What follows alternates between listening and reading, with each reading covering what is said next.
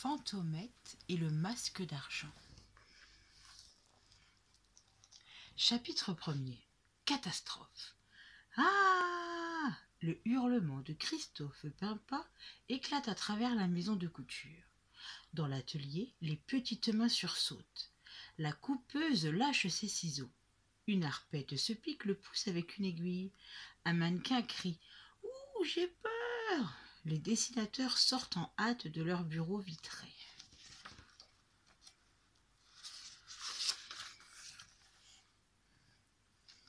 Que se passe-t-il? Qui a crié? C'est le patron? On est en train de l'assassiner? Toutes les têtes se tournent vers le couloir au bout duquel se trouve le bureau de Christophe Pimpin. Non, on n'assassine pas le grand couturier parisien, mais c'est pis.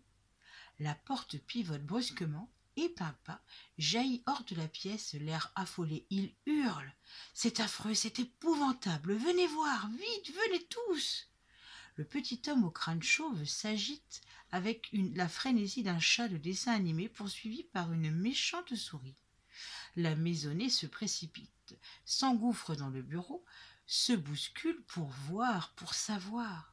Rouge d'émotion, piétinant de rage, le couturier braque un index qui tremble vers l'écran d'un téléviseur où apparaît une dame vêtue d'une robe jaune.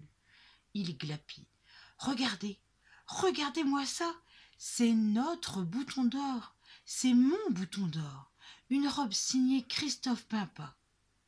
Des exclamations fusent. La première main s'écrie. « Mais oui, c'est bien notre modèle, la même forme, le même tissu, la même couleur. » Et maintenant là, ce tailleur bleu à rayures blanches, notre joyeux matelot, toute notre collection, je vous dis, toute la collection de haute couture Christophe Pimpin. Plastron, l'un des dessinateurs, questionne fébrilement le patron. « Mais qui donc? Qui présente cette collection ?» Brigantini, notre concurrent, notre rival jusqu'à présent. Mais maintenant qu'il a copié nos modèles, il est devenu notre ennemi mortel.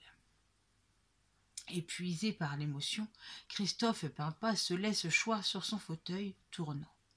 Il tire une pochette de soie, portant sa griffe brodée, éponge son front ruisselant. Il soupire. Ah, quel coup au cœur! C'est une traîtrise impardonnable, une abomination.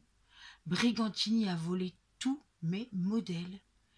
Et il a l'infernal toupet de les présenter 3 jours avant nous pour torpiller notre collection. Tout notre travail par terre, une saison complètement perdue. Sans compter ma réputation, je ne peux plus sortir mes robes maintenant. C'est moi qui aurais l'air d'avoir copié sur lui. Ah, le bandit, ah, l'affreux! Il faut qu'on le prenne, qu'on le couse dans un sac de cachemire ou de l'Oden et qu'on le jette dans la Seine au pont de l'Alma. Ah, j'étouffe. Qu'on me donne à boire. Le dessinateur présente un flacon de cognac. À l'infortuné couturier, qui le vide d'un trait. Dans tout l'atelier, c'est la désolation. Les arpettes poussent des petits cris lamentables. Les mannequins gémissent, soupirent ou pleurent avec l'abondance du Niagara. La première main lourde tord les siennes en sanglotant. Mais le cognac donne un coup de fouet à Christophe Pimpin. Il se ressaisit, appuie sur le bouton d'un interphone. « Lahuri, venez immédiatement !»« Bien, maître. » Lahuri est le secrétaire de Christophe Pimpin. C'est un grand jeune homme, un peu plus mince qu'une antenne de voiture, qui regarde le monde d'un air rêveur à travers des lunettes Hublot. Il passe ses journées plongées dans la paperasse et n'a pas encore remarqué l'effervescence de l'atmosphère. On pourrait lui faire éclater une bombe atomique sous le nez sans l'émouvoir. « Vous m'avez demandé, maître ?»« Oui, Lahuri. Le couturier Brigantini vient de me voler la collection d'automne. »« Bien, maître. » La nouvelle le laisse aussi froid qu'un pingouin congelé. Christophe Pimpin précise. « Voici ce qui a dû se passer. par un moyen que j'ignore, mais qu'il faudra découvrir, Brigantini s'est procuré les dessins de nos robes et les a fait confectionner à toute vitesse pour pouvoir les présenter avant nous. Sans doute, maître. Que faut-il que je fasse? Prévenir la police? Non, tout le monde serait aussitôt au courant. Les journalistes, la radio, la télé? Non, non. Je veux que l'enquête, puisqu'il en faut une, se fasse avec le maximum de discrétion. Cependant, monsieur Pimpa, il faudra bien que vous trouviez une explication pour justifier l'ajournement de votre propre présentation. Pimpa soupire. C'est vrai, il va falloir que je refasse tout et que j'explique ce retard.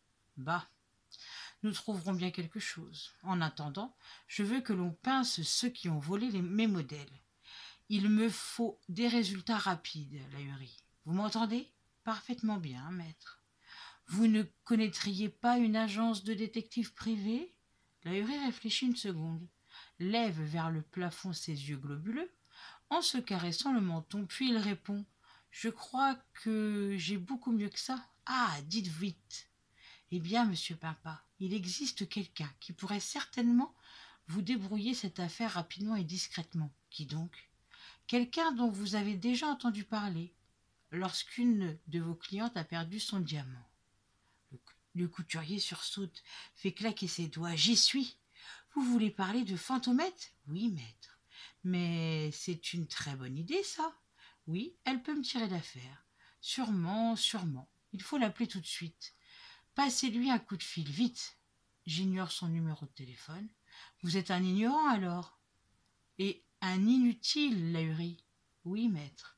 Mais je crois que le directeur de France Flash connaît son adresse.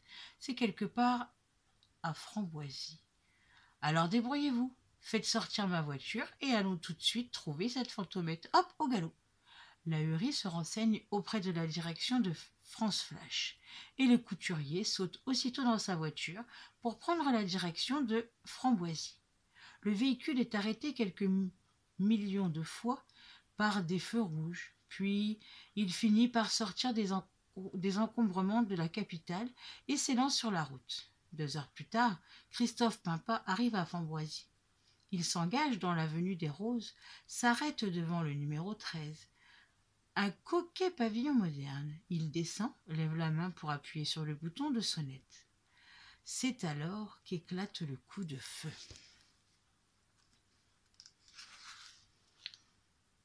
Prochain chapitre, chapitre 2, on demande Fantomette.